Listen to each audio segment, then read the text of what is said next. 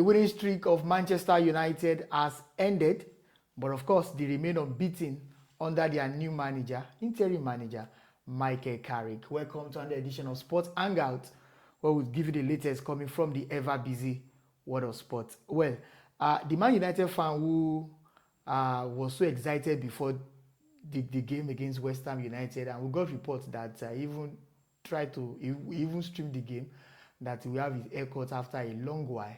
But West Ham United denied United the opportunity of recording 5 straight wins under Michael Carrick. JJ, how are you feeling? Manchester United, did they disappoint you today against West Ham United?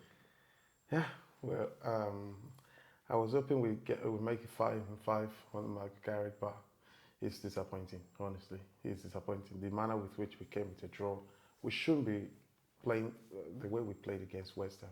We did fantastic. Are you guys used to winning? Because see, if a manager has masterminded a team like Man United should be used to winning. But when last United even win 4 games? That's the anomaly with the team. We should be winning. You guys are asking for too much. We should. It's not asking for too much. It's bare minimum. Minimum? It's bare minimum. Picking a point, hats. West Ham, who looked like they wanted it more than us. That was terrible.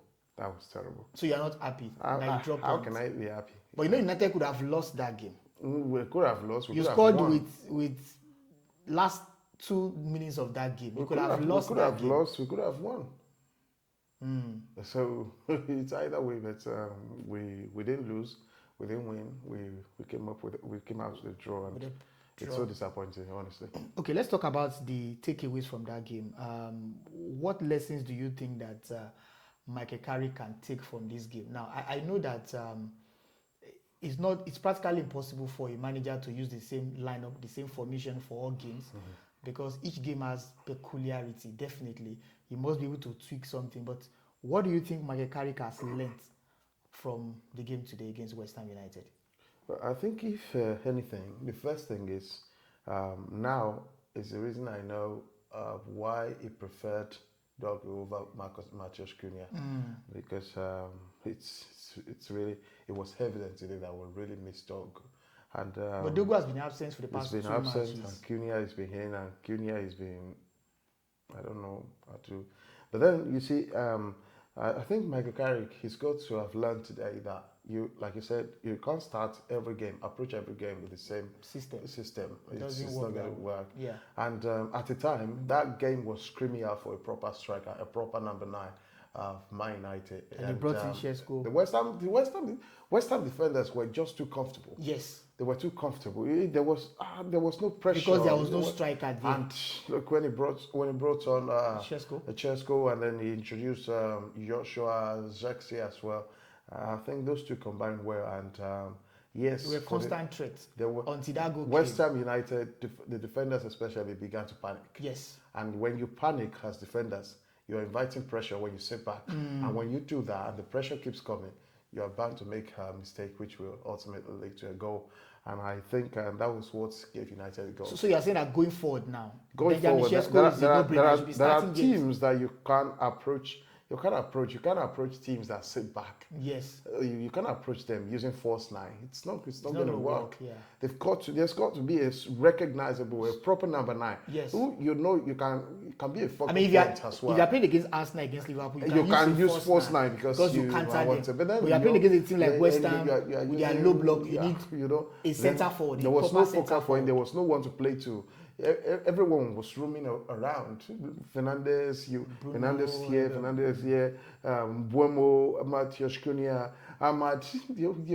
It was just at the point it became difficult for midfielders to pass the ball forward. You don't know who is who. Who are you giving the ball to? So because and that was the system West Ham came with, and they were humble enough to know that this Man United wasn't a team that you go out and suck up. And so they really did well on the counter. And I think United have only kept 1 clean sheet under Michael Carrick. No, 2. We've kept 2 against Man City and Tottenham Hotspur. Yes, But the defense today, I mean, that goal that was conceded by United. That was pure schoolboy mistakes. Maguire and Lisandro Martinez. I think the mistake started with Luke Shaw. Yeah. Under those circumstances, should you allow the ball to bounce? He allowed the ball Was bounce he twice. overlapping?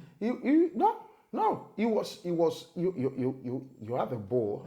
The ball is your target, not the player. Yes. He left the ball. He went for the player, and by the time he came to his senses, the ball had bounced, and I think it bounced twice. And by that time, it was over him. And and Martinez too. He should be doing better. He should cover. I mean, he should cover. I mean, before today, he has been solid for. He's been solid. For United, yes, he did well today too, but today not maybe so well maybe just a bad day at the office anyway. Well, I think, but he should be covering for that ball.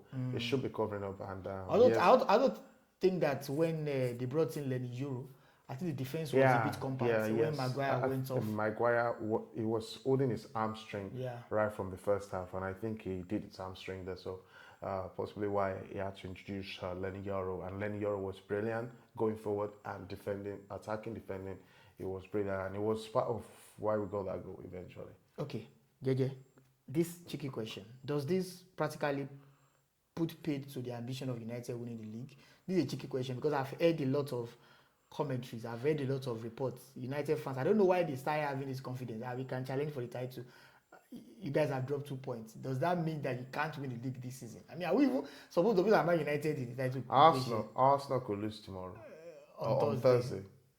So people are carrying Arsenal could lose, Man City could lose, Aston Villa could lose, they could draw. I think Chelsea, I think United should be concerned more about those fighting for Champions League places. I'm talking about Aston Villa. We're not fighting for Champions League places. Oh, you are sure that you are going to finish in the top 5? We are finished in the top 4. And you still got 12 games. Top 5, top 4. You still got 12 games to go. Am I going to be scared of world champions nonsense and biscuit world champions? What do they think they have to? They couldn't beat Leeds at home. They couldn't beat Leeds at home. See, the second goal is considered against Leeds United. You can't do that against a proper team and think you won't get punished. Before we go to the Leeds Chelsea game, that's your fan. Sure, you will not have pity on him. I don't understand. I was thinking that United would have played for that guy and they just won't win. No. He's creating. It's just, but they knew. He's making money off it. I know, but they knew that this was a big game for Manchester United. He's making money off it. So I mean, it's not to be pitied. See, JJ, we can drag it on and on. It's not to be pitied. It's making money off it. Let me make sense out of this. I mean, you defeated Arsenal, Manchester City, Tottenham Hotspur, Fulham. I mean, these are teams on paper bigger, better than West Ham United. And the game was supposed to be an easy game for United. In proper perspective, in reality, these are teams that West Ham is a team that's they've been getting good results. If you these teams you mentioned, look at their past 5 games and look at West Ham's past 5 games, you understand that West Ham have been better. Okay. So Fulham lost again. Fulham lost again to Everton at home over the weekend. So it's not like it's something really spectacular about them. So it's not a bad result for Man United, to be honest. It's not performance was not. We as fans were disappointed. We wanted it to be 5-5 and for the winning streak to continue. But under Michael Carrick, both his first and second tenure now, he's still unbeaten. Yes, the first time he was unbeaten, now he's still unbeaten, and I think it's just a blip. I mean, just a bit of clarification. That means if that guy we have his haircut before the end of the season, United will need to start all over again, right? It's not like United put him in that box. I know. I'm just asking. I won't even say he's a passionate fan. I'm just asking. Look, it's not about the passion now. It's about making money off it. The whole thing all along was commercial. The whole purpose was commercial. But do you think that it's possible for him to still have his haircut this season?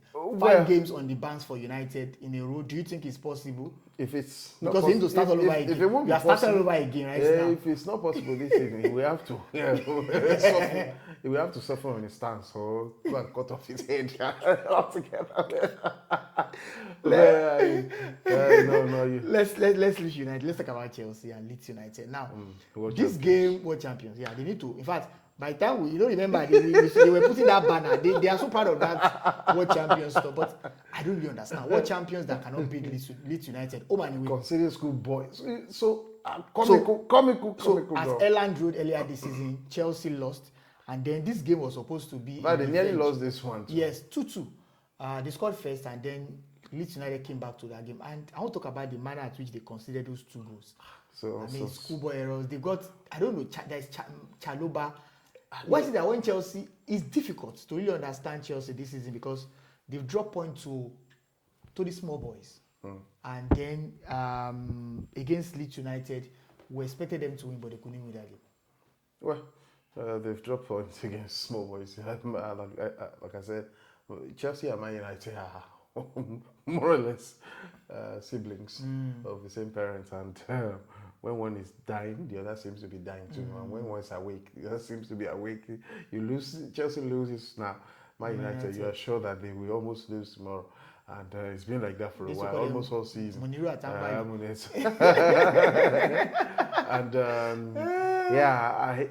don't understand. I think so. At a point for these new managers, both the interim and Chelsea manager, the reality check will have to come in, and that the way they pick up from there will now show that it's going to be a true test of character. Okay. Do they have the character to build on or to overcome? It's a challenge now. Yeah.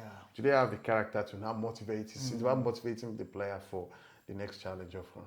And lastly, Thomas Frank, how much time does he have left? Because if you look at the Premier League log right now, Tottenham Hotspur, they are closer to the relegation zone. Right now, it should be just 3 points above those in the bottom three because they lost. But they should be 16th now because they lost to Leeds United drew against Chelsea and they were on the same point before. Yes. So now Leeds are above them. So they should be on the 17th. They lost at home to Newcastle United. Or 16th, that is untenable.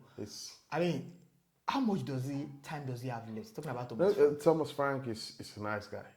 There's some in football doesn't treat you nice. He doesn't understand that you're nice.